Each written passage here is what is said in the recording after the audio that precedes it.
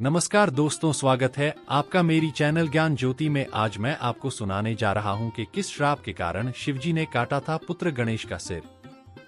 अगर आपको ये सुनने अच्छा लगे तो आप चैनल को लाइक और सब्सक्राइब जरूर करें और इसे और दोस्तों के साथ शेयर जरूर करें और कमेंट में ओम नमः शिवाय जरूर लिखें। श्री गणेश का सिर काटने के पीछे भगवान शिव को मिला श्राप भी एक मुख्य कारण माना जाता है। क्या है वह श्राप जिसके कारण भगवान शिव को अपने ही पुत्र गणेश का सिर काटना पड़ा था? आइए जानते हैं। यह तो सभी जानते हैं कि भगवान शिव ने अपने पुत्र गणेश का सिर काटा था और इसको लेकर बहुत सी पौराणिक कथाएं भी प्रचलित हैं।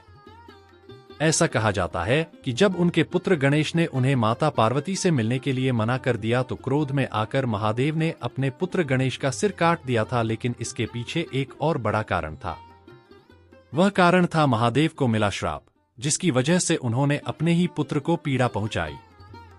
आखिर क्या था वह श्राप जिसकी वजह से भगवान शिव को पुत्र गणेश का सिर काटना पड़ा? चलिए जानते हैं। भगवान शिव को मिला था श्राप।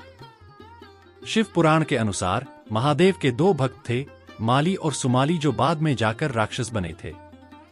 वे दोनों स्वर्ग पर अधिकार करना चाहते थे और सूर्यदेव ऐसा होना नहीं दे सकते थे, इसलिए सूर्यदेव और इन राक्षसों के बीच युद्ध हो गया।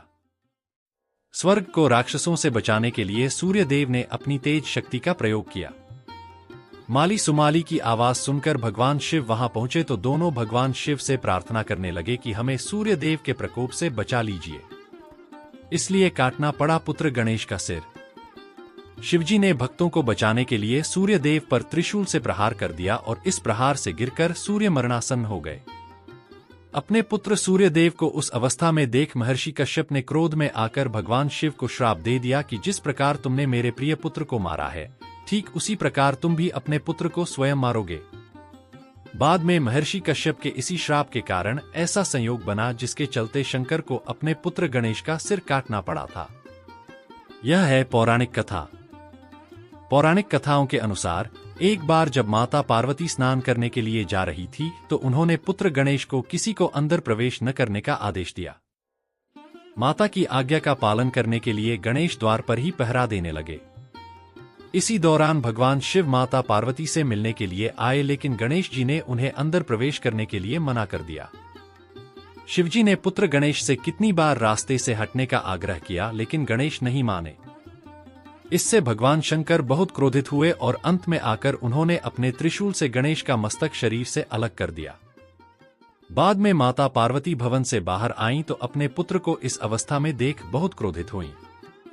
भगवान शिव का जब पता चला कि गणेश उनके ही पुत्र थे, जिसके बाद उन्हें बहुत पछतावा हुआ। माता पार्वती के क्रोधित होने पर उन्होंने गणेश के शरीर पर एक हाथी का मस्तक लगाकर जीवित कर दिया।